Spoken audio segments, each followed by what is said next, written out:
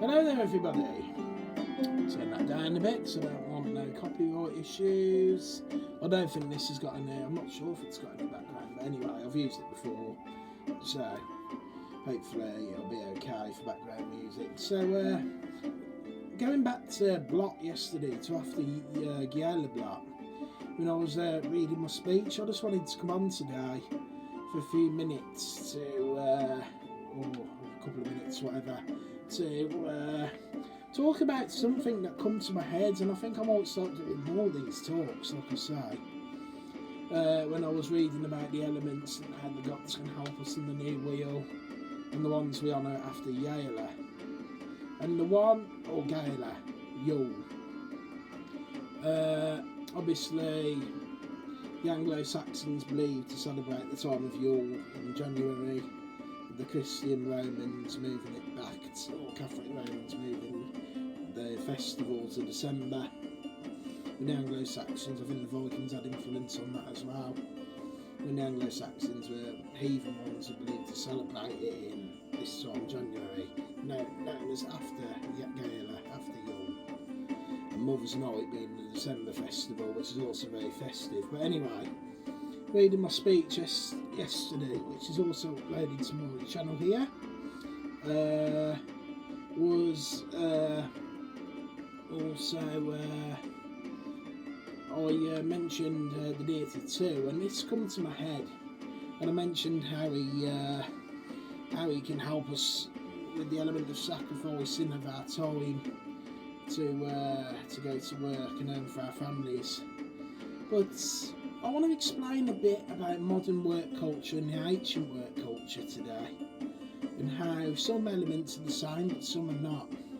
So obviously the gods like us to work, they like us to battle and feed our families, they always have, they've like the forebears to do it. But a lot in that element has changed in the ways of authority, the way it's set out, and the way it was back in the medieval and Proto-Iron Age. So in the Proto-Iron Age, medieval age, before 1066, when them vile Normans come over and made life hell it's basically to current day here in England. Basically made it Hellham, should I say, which is the Anglo-Saxon name for Helheim, if you're a Norse heathen watching. Basically, the element of work for our forebears before that was you would farm, you would grow a crop, and that's where the gods would come in. You'd have to work hard, creating clay pots, smithing swords. This was all element of work, doing daily jobs that people would pay you silver for, gold, whatever the ransom was. And people probably had elements of work back then, but there was no such thing as time limits or working under a sunstone or a clock. You got it done when you got it done, as long as the sword was ready for battle when they come, that's fine. Doing farming, you can't rush the gods, the crop comes when it comes. Obviously when the Normans come, the expectations, that's when they started, you've got to have it by this time to feed the king and his men. It was actually shown in the series Robin of Sherwood. There's actually a scene where they're actually looking from the villagers to feed the Norman troops.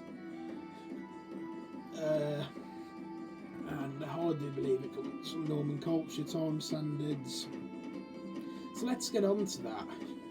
I was thinking about the element of work today, and you've got to go by time standards. You've got to do certain things right, and you're under pressure, and depending on who the chieftain figure, the boss, aka boss of the job is, it depends on how much thanks you get for you said job. Some of them have the attitude you should be lucky that you're getting paid.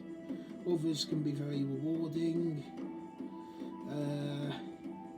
And again, this comes from Norman culture. I know our forebears respected and thanked the gods for what they had, for good crop, for being able to have the element of smithing to smith a sword. But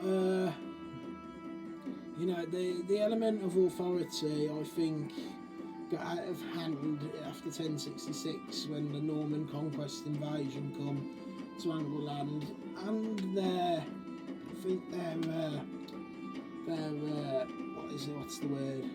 their culture spread across most of the mainland as well, and from most of Europe, unfortunately.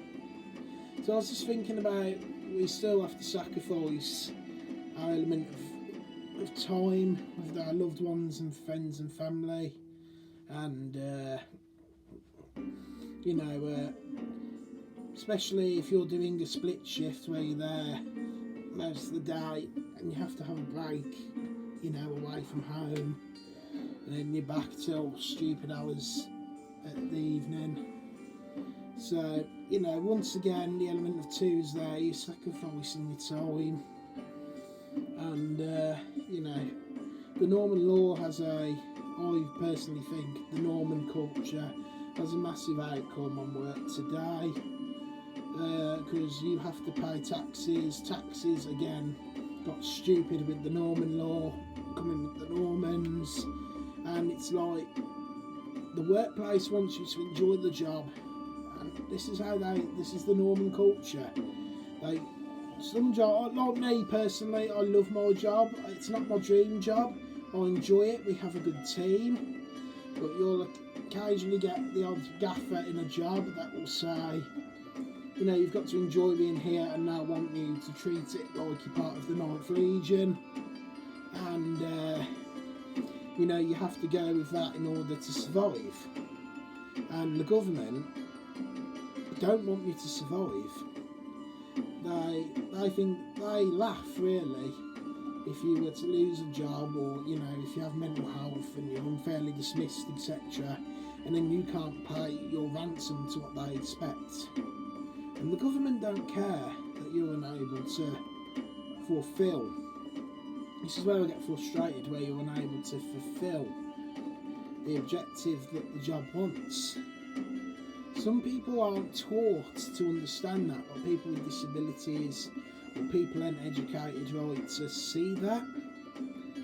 And being a team player is important. Yes, it is. How do you think the forebears, survived in battle in a shield wall? But this is what I'm trying to get at.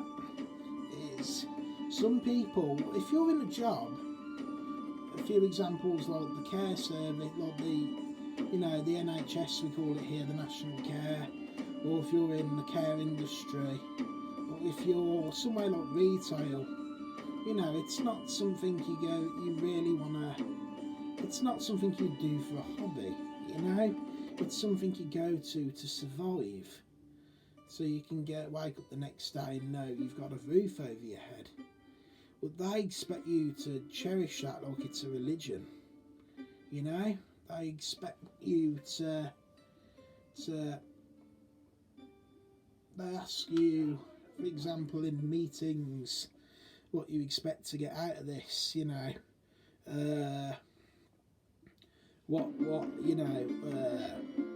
where do you see yourself in this industry? And it's like, nowhere really. I see myself, if you want the truth, keeping my kin alive, keeping my loved ones alive, and having money, a bit of money to socialise. Because what really in a job like retail or care, I'm really going to have a higher experience in cleaning somebody up, I'm going to have a great experience of grafting a shelf for the next 6 hours. It's not a realistic question. It's a Norman authority, expectational on what they want to hear question.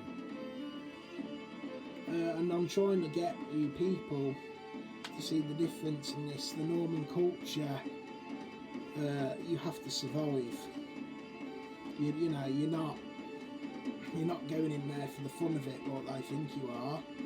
Yes, you've got to have some enjoyment, and it always helps more if you enjoy it, like I do with my job. If you enjoy it and you want to be, you want to be there, that's all the better. But what I'm saying is there are people out there, I can name some, but I'm not going to, that I know, who are out there for the survival of their own kin. They're not there to benefit and pledge allegiance to the contract.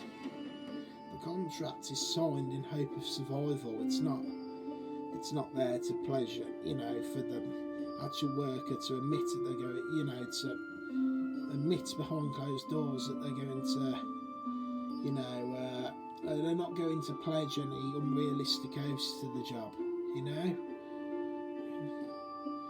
And then if things can't be done out of your own control, they think that you're lazy. Example, if you've got to clean an area and then you've got 6,000 customers at your door, you have to serve them. And then they're like, why is cleaning not done? It's not we didn't want to get the cleaning done, it's the realism is we didn't have the time. And this can be like this in many jobs. Why is the showers not filled? I don't know, because you've had me stuck behind the till for the last 6 hours.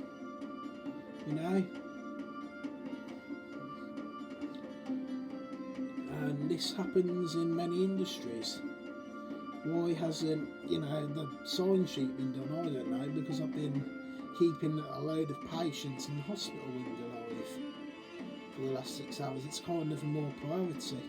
Oh, but this hasn't been done, and then you're on a warning or a disciplinary. This is Norman culture. This is Norman culture where in the age of our forebears, it was done when it was done, but it was done in time for that period when it's needed.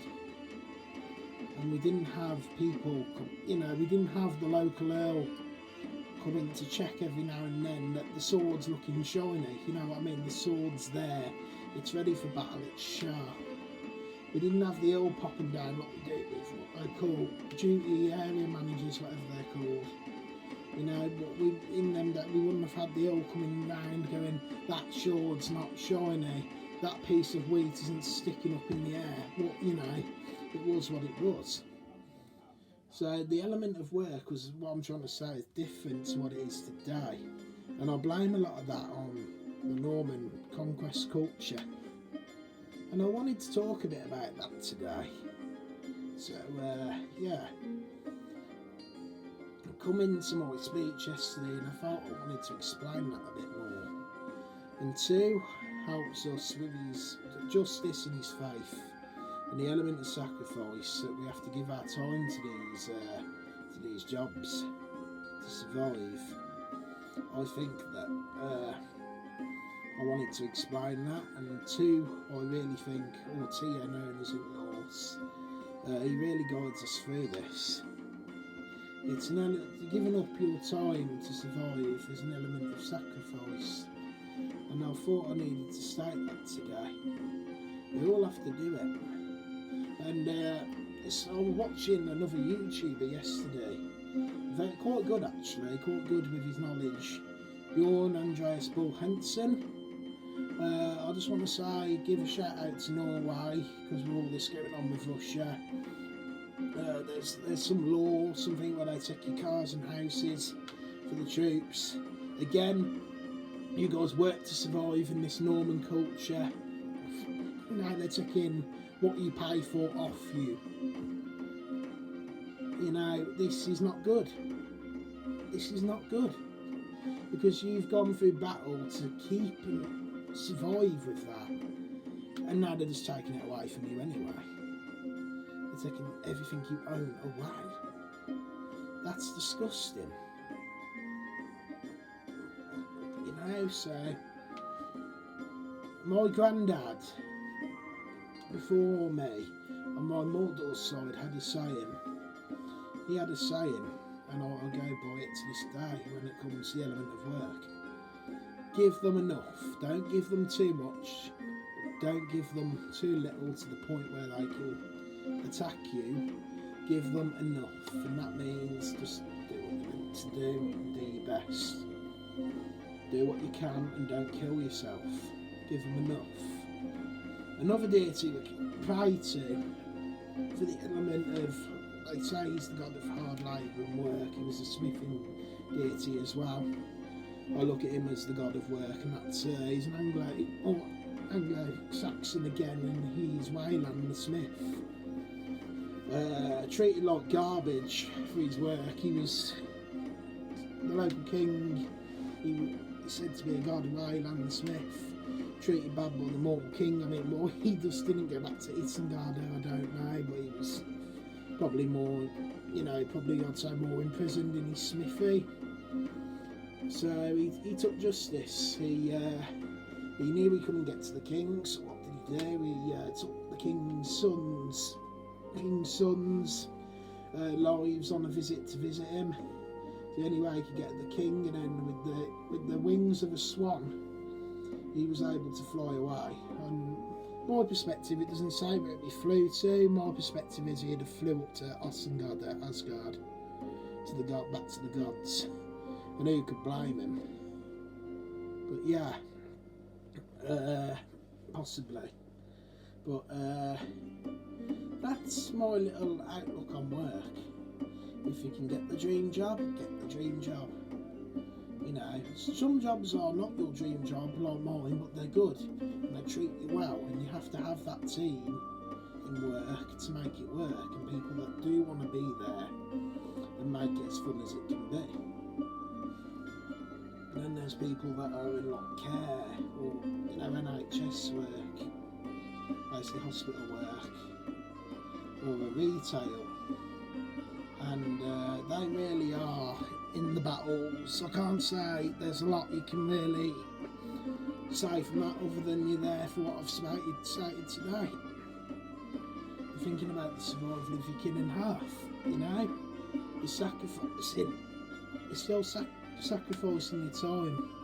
What two did with his hand, and the Wayland works hard to ensure that all is well. So that's my little talk today. Like I say, go to work hard, don't let them take the mick. Remember what Wayland did when they get horrible. Remember what Wayland did. There's always a way. And think about to sacrifice. And again, don't let these authorities take the mick. These higher authorities in the workplace and politically. Don't let them overrule their Norman culture.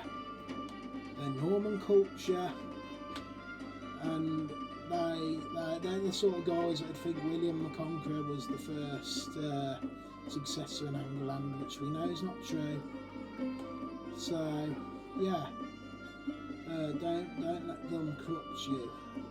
Okay, you know, you have to do as I say to get it done. Don't let the politics corrupt you. Stand steadfast.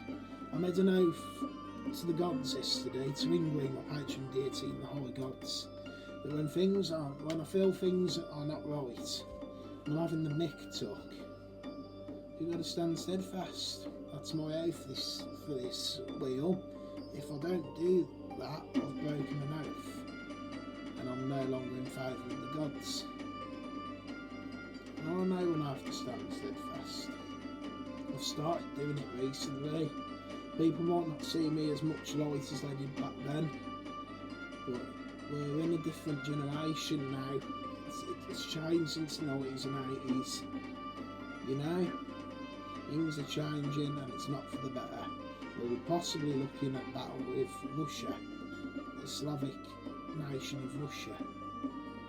We're still getting over this plague. And whether you believe the vaccine or not, or the mask wearing, we're all being affected by this plague some way or another. So yeah, that's my messages. That's a little video I just wanted to talk about today. But Wassel Hail, have a lovely new week, stay safe, and I'll see you all soon or in the next block. Thank you. Eorman Rick Nicholson here. See you later.